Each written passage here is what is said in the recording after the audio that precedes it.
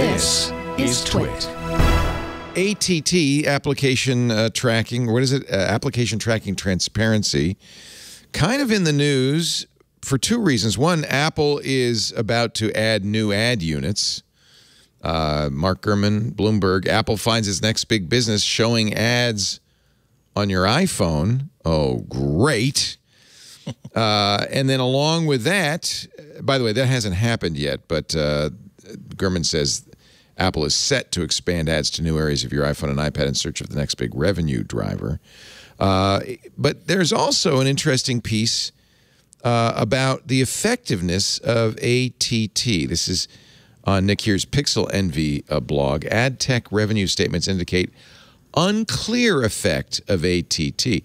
Facebook and everyone else very quick to say, oh, we're going to lose $10 billion thanks to Apple allowing you to turn off tracking.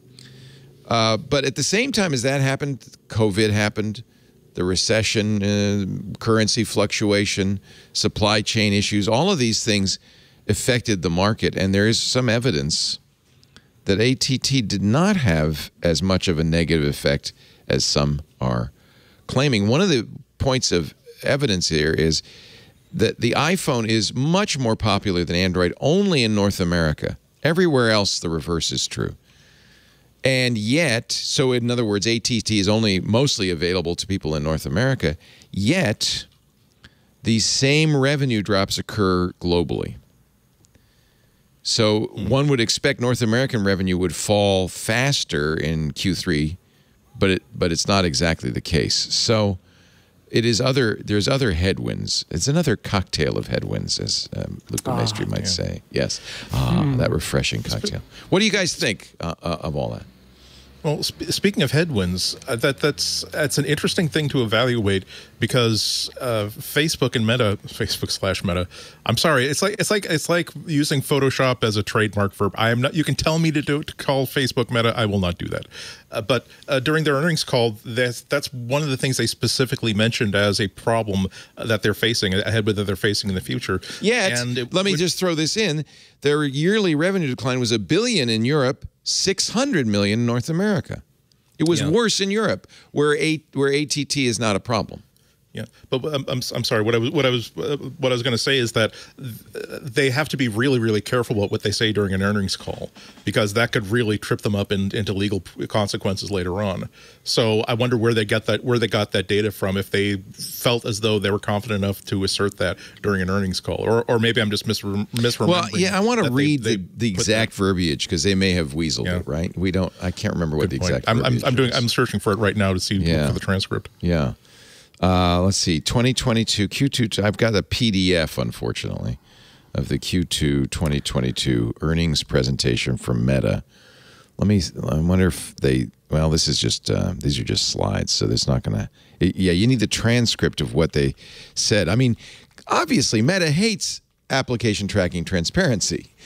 Yeah. You know, they hate it. Yeah. Obviously. So Ben Thompson wrote a piece on Stratechery the other day that said that Nick Here's argument is a little bit weak because he doesn't factor in the strength of the dollar and the size of the iPhone market share in the different regions, and that if you adjust for currency and then you consider the iPhone market share being so great in the United States, and then you factor in things like maybe the Ukraine war, what Ben basically says is, look, I'm sympathetic with the idea that app tracking transparency is a good policy, but if you look at the results, we cannot pretend that it didn't have an impact.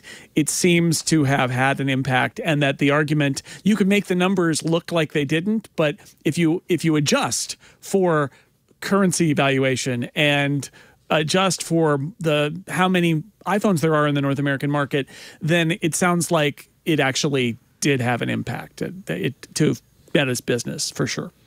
I love Ben, and you know I trust him, but I think we need some economists to really weigh in on this and get all the data and really get some idea. Sure, of this. I think it's more like Nick here says this, Ben Thompson says this. Yeah. I think we can't. And some of Ben's argument is, any of them with well, it's just not intuitive that ATT would have had an effect. But, you know. I guess I would say, as the user, regardless of the effect, I think I have the right to say I don't want to be tracked. Yeah. I don't think anybody's saying Apple shouldn't have that switch.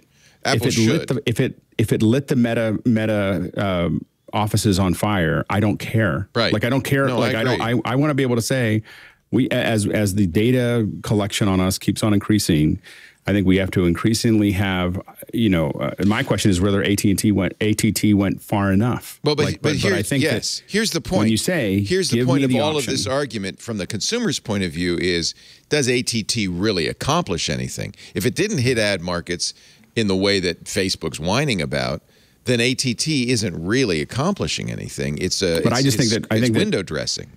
Well, I think that I think this is the beginning of Apple going down a path, not the end. Yeah, so I think when we say, well, it doesn't have, the thing is, if Apple went all the way that they could go in 1 year, there'd be congressional meetings and there's be a bunch of other things. There already are, right, based on some of this stuff. And so I think what you're seeing is, Apple slowly circling the wagons around, like we're going to keep on turning this dial up. We're going to allow you to be more private. We're going to we're going to allow you to say, I don't want to be part of these things. I'm going to turn this off, this off, this off. But they can't do it all at one time. And so, yeah, sure, it's not going to have the impact that it can have. But I think that as you look at the overall view of what Apple's doing, we're going to let you hide your email. We're going to let you opt out of ATT. We're going to let you close down your phone some more. We're going to, this is a, and I'm not saying that they're being altruistic or they're on our side. This is just their business model. Privacy is a business model that they're going to keep on moving down the path. Oh, and by the way, I do have the transcript in front of me, and they do mention this 4 or 5 times. Zuck talks about doesn't mention the feature by name. They simply refer to iOS feature changes, Apple iOS rollouts, but they do refer to having targeting and measurement had significant headwinds as a result of these changes. But you're right. There is some weasel language in there, so that if they were to say that, oh well, we didn't actually say that this specific feature was dishing us. It could also be the nearly universal use of ad blocking these days. It could be a lot of things. I mean, I use Firefox, which literally explicitly blocks Facebook. So, I mean, I think more and more it's a consumer revolt against tracking that really is going to hurt these companies. And I think it had to do with just how crazy the companies got. Like this was something that worked really well, and they just were like, well, we could connect it to what you're spending on. Like we can connect it to when you're at Safeway. What did you buy, and how do we add that to your profile? And who are you standing next to for a long period of time? Let's add that to your profile. And all the and what are you watching at home? Well, let's add that to your profile. And like we can add all these things. And I think at some point, people started to get weirded out because, they were talking at a party with somebody and now they're hearing it and they think, well, Facebook must be listening to me, which is probably unlikely, actually. But it's because the other person who was talking about it did a search and you were standing next to them, and that they do. And so the thing is that it's just weird. It starts weirding people out. And the thing is that people say, well, that people we don't get relevant ads. I don't want relevant ads. Like I actually don't want those. Like I want them to be just ads towards me because it's easier for me to ignore them. And I don't want things that catch my eye. I don't want things to go, ooh, I'm now going to waste 3 minutes looking at something I didn't need until I saw the picture. Like I don't really want that as a consumer anymore. Yeah. I used to think it was going to be cool, and now I don't. It's too bad. They really wasted a golden opportunity because if in the abstract, if you've seen this television commercial in the 1980s that had this vision of the future and say, now instead of being inundated with ads all over your newspaper and ads all over your postal box, what if if they know that you're shopping for a pair of snow tires, and when there's a really good sale on snow tires, it'll basically alert you that, hey, here's this store nearby that has the snow tires of your rare style and rare size, and it's nearby, and we want to connect you to a local retailer. And that's all possible, and they could have done that, but they overreached, and now it really is so intrusive that they're packaging and selling so much information on such a mercenary level. It's like they feel as though you're cheating them if you are not exposing as much of your life to these marketing agencies as possible. Ben Thompson also points out, and I think this is an important point, that app tracking transparency does not mean what you think it means. He has a long discussion. He says A lot of the most ardent defenders of Apple's ATT are against targeted advertising as a category, which is to say they're against companies collecting data and using that data to target ads. He says that's not Apple's definition. That's not what Apple is doing. ATT is about tracking is only when data Apple collects is then linked with data from third parties for targeted advertising or measurement, or when data is shared or sold to data brokers, which admittedly is the worst kind of ad tracking.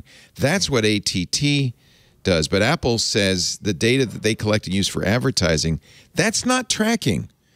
That's not what we're talking about. And this comes down to the fact that Apple is going to start doing more advertising. Apple considers it third-party ads, and Apple considers all of the data it can collect about you as an Apple user, from your behavior in the App Store, what apps you've downloaded, what subscriptions you have, anything, your Apple Maps searches, anything that it collects about you as an Apple customer, it can build a profile for you.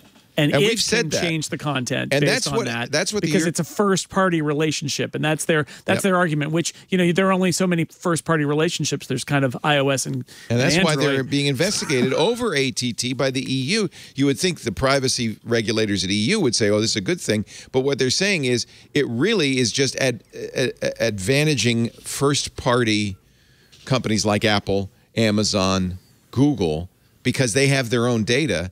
It's only disadvantaging third-party tracking. And so they're saying it's Apple's self-dealing. It's self-dealing on Apple's part. This is all to their benefit. I think that, but I think that, again, I think you could have Apple users decide, like, do you want Apple to track you? Do you want to block? Well, that's a button we'd like to see, but there is no button. There is a feature. Right. That feature actually does exist. There is a don't personalize ads in iOS. It is buried, but it is there. Okay. So you can turn it off. And I think the key point with all of this is it's not just self-serving, right? It is self-serving. It is also, I mean, I believe that Apple does believe what it says about privacy and about not being tracked. However, there are also people at Apple who realize that creates an opportunity for Apple as a trusted first-party source of information to make money selling ads itself, right? It's a little bit from column A and a little bit from column B. I think both are true. It's like, you know, like with so much where people say, oh, Apple cares about your privacy, that's just marketing. It's like, well, no, it's not just marketing. But it is marketing too. It's both of those things.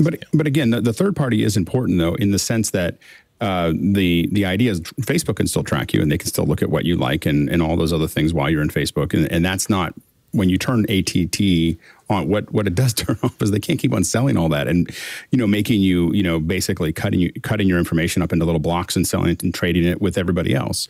And that is the thing that is, you know, really, I mean, it's not just self-dealing. There's a huge difference between first party and third party. like, you know, first party is you are in this platform, whether it's Facebook or Google or whatever, and that is the trade-off that you made. Yeah. You know, third party is whoring you out to everybody else, like while you're sleeping. Absolutely. You know, like, and the data so brokers are very huge different problems. World. Yeah, it's evil. Like, you know, like, and first party is I'm in Facebook. I know that Facebook's going to follow me. I know they're going to try to customize my, you know, my feed and everything else, or I'm using Google. And it's not just self-dealing. It is self-dealing. I mean, first party is, I agree as a user visually, I understand that I'm in this space and I'm getting tracked or I'm using these services, and that's the trade-off. Third party is like a whole different thing. You know, it's all your data being just pushed out into all these different, you know, data brokers and everything else. And we have, again, some people may choose that that's fine with them. It turns out about 30% think that that's fine, and that's great, you know, but for those of us who want to choose to not be there, we should have the right to do that.